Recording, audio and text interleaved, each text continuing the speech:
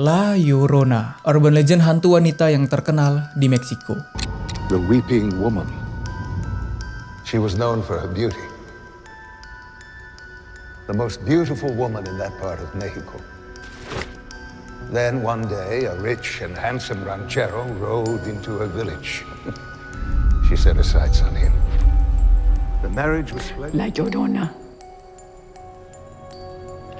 Your children. Have they heard her crying? Have they felt the sting of her tears? They will soon.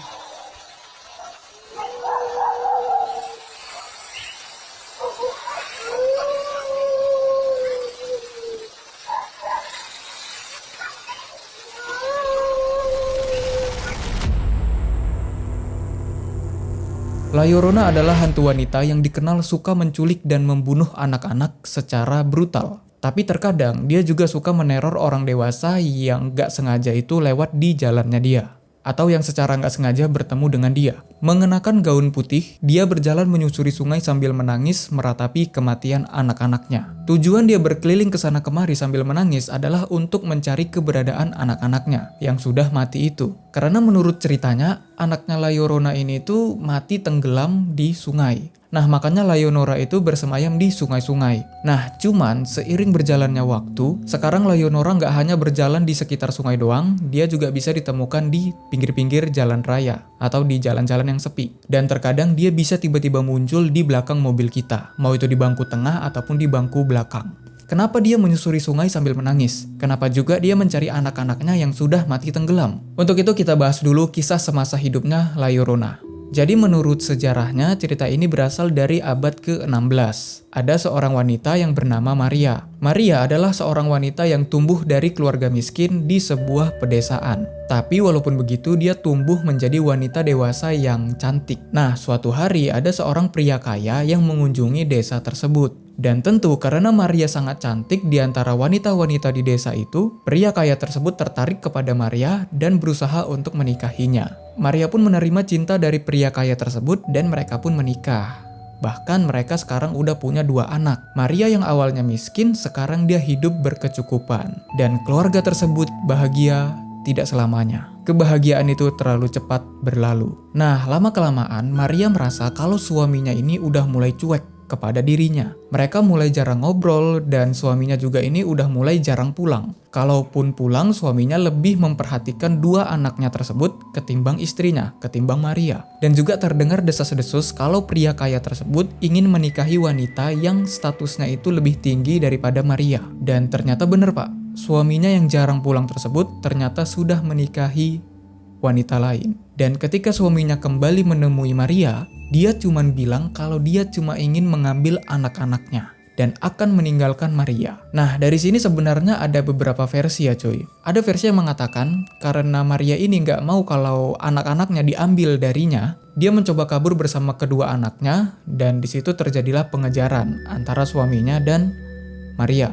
Dan pada akhirnya Maria dan anak-anaknya ini ketangkep. Tapi di situ Maria bilang kalau dia sebenarnya pengen membawa anak-anaknya untuk ke tempat wisata gitu. Untuk menghabiskan waktu bersama. Karena inilah terakhir kalinya dia bersama dengan anak-anaknya. Nah, mendengar alasan itu, pria kaya tersebut pun mengizinkan Maria untuk membawa anak-anaknya pergi untuk sementara. Dibawalah anak-anaknya ini ke sebuah sungai oleh Maria. Mereka main-mainlah di tepi sungai tersebut. Dan disitulah Maria kepikiran untuk membunuh anak-anaknya. Baginya tidak ada yang boleh merebut anak-anaknya darinya. Dan supaya nggak direbut, dia bunuh aja anak-anaknya ini. Alasan yang lain adalah karena Maria ini udah terlanjur sakit hati sama suaminya disebabkan oleh suaminya, dan karena suaminya ini sangat mencintai anak-anaknya ketimbang dirinya, sebagai pembalasan ya dibunuh aja apa yang paling dicintai oleh suaminya, yaitu anak-anaknya. Nah, jadi karena sakit hati itu, sebagai pembalasan dia membunuh anak-anaknya sendiri. Nah, ada cerita yang bilang kalau kedua anak-anaknya ini dilemparkan oleh Maria ke sungai yang dalam. Dan karena anak-anaknya ini nggak bisa berenang, mereka pun mati tenggelam. Tapi ada versi yang mengatakan kalau Maria ini memang sengaja menahan kepala anak-anaknya ke dalam air sungai. sehingga anak-anaknya itu kehabisan napas dan mati tenggelam di situ. Mayatnya itu nggak dibawa pulang sama Maria, dibiarkan tenggelam di sungai itu. Nah, suaminya yang mengetahui hal tersebut kecewa terhadap Maria dan meninggalkan Maria. Orang tuanya ataupun bahkan saudaranya itu juga enggan bersama Maria karena Maria telah melakukan pembunuhan tersebut. Jadi sekarang Maria itu kehilangan segalanya. Nah, saat dia mulai tenang, barulah Maria merasa menyesal. Dia merasa menyesal telah membunuh anak-anaknya itu. Dia kemudian pergi ke sungai dan dengan rasa penyesalan dia menenggelamkan dirinya di sungai tersebut. Mati dengan cara yang sama seperti anak-anaknya. Berharap bisa bertemu dengan anak-anaknya di alam baka sana, yang terjadi adalah Maria ditolak di alam tersebut. Sehingga menyebabkan Maria terjebak di dunia manusia, di dunia nyata. Bahasa gampangnya karena ditolak di alam baka, dia itu jadi hantu yang gentayangan. Nah, karena setelah mati pun dia tidak bertemu dengan anak-anaknya, dia pun seperti ditakdirkan untuk berkeliling ke sana kemari mencari keberadaan anak-anaknya. Dia mencari sambil menangis dan memanggil anak-anaknya. Nah, sejak saat itu, banyak orang yang berjalan di tepi sungai itu mendengar suara wanita yang menangis. Dan karena hantu Maria ini menangis terus-menerus, dan gak ada berhentinya, orang-orang mulai menyebutnya dengan La Llorona. Itu bahasa Spanyol yang kalau diartikan secara harfiah itu artinya wanita menangis. Nama ini mengacu pada tangisan Maria yang tidak berhenti-berhenti. Begitu coy, jadi hantu Maria itu adalah hantu yang gentayangan dan mencari anaknya di sekitar sungai. Dia menyusuri sungai untuk mencari anak-anaknya. Tapi yang namanya urban legend yang penyebarannya itu dari mulut ke mulut, tentu ada perubahan cerita seiring berjalannya waktu. Dari cerita tadi bisa kita lihat kalau hantu La Llorona itu sebenarnya tidak mematikan. Dia gentayangan di dunia nyata itu hanya untuk mencari keberadaan anak-anaknya. Dia mencari sambil menangis. Tidak ada diceritakan kalau La Llorona ini bakal membunuh anak orang lain ataupun menculik anak orang lain. Tapi ya karena orang-orang udah takut aja gitu sama hantu Maria ini, sehingga bahasanya itu ada stereotip hantu Maria ini jahat, bergeserlah maknanya. Hantu Maria itu jadi hantu yang mematikan dan berbahaya.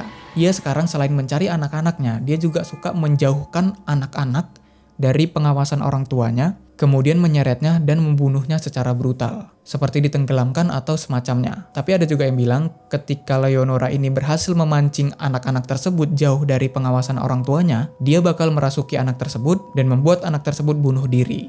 Nah, dia melakukan hal tersebut karena menganggap anak orang lain itu sebagai anaknya sendiri. Jadi karena La Llorona ini memang pengen bersama dengan anaknya, makanya dia mengambil anak tersebut dari orang tua yang lain.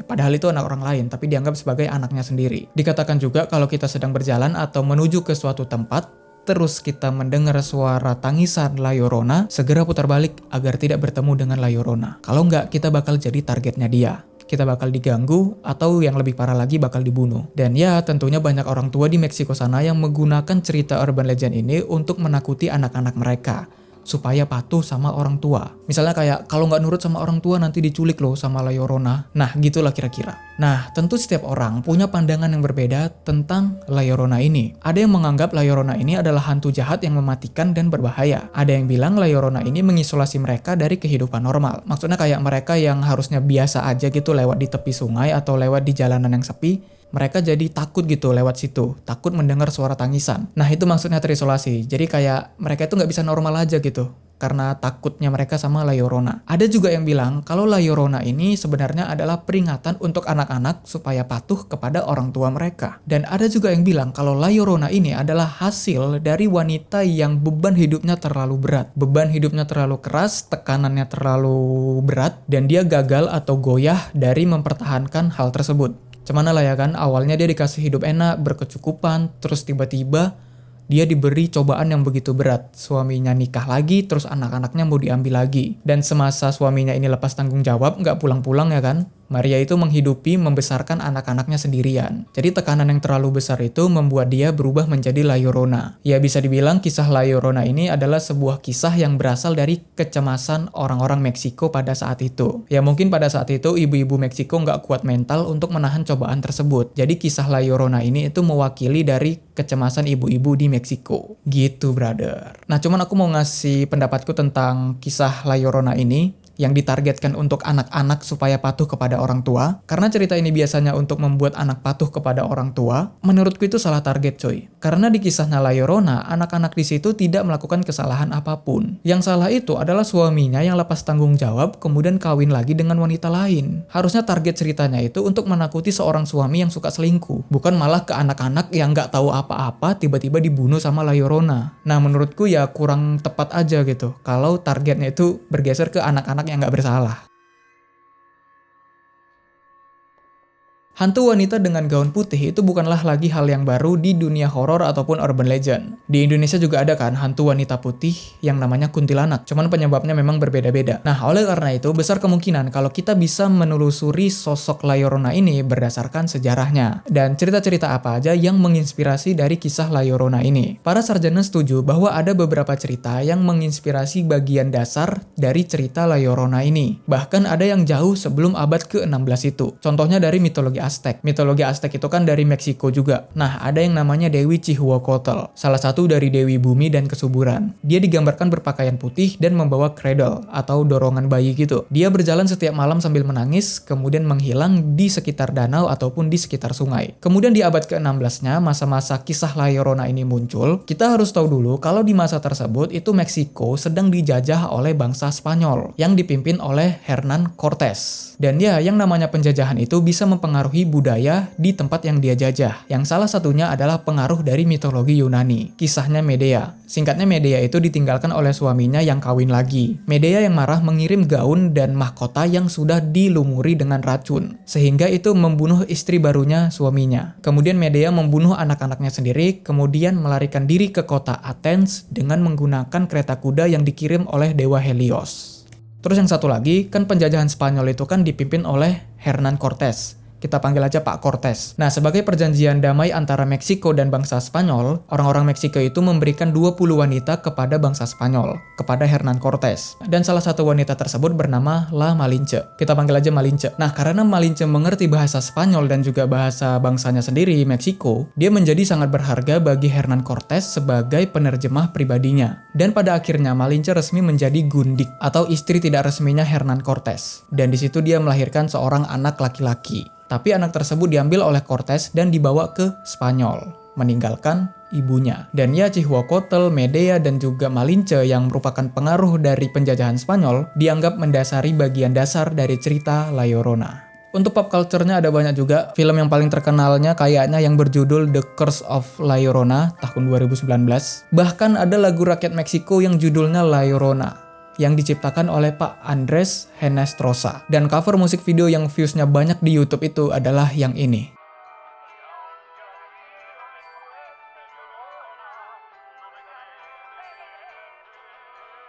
Lihat tuh, 136 juta kali ditonton. Oke, itu aja. Terima kasih udah nonton. Dan seperti biasa, kalau ada yang salah silahkan dikoreksi. Kalau ada yang kurang silahkan ditambahin. Jangan ragu buat komen. Terima kasih udah nonton dan sampai jumpa di next video.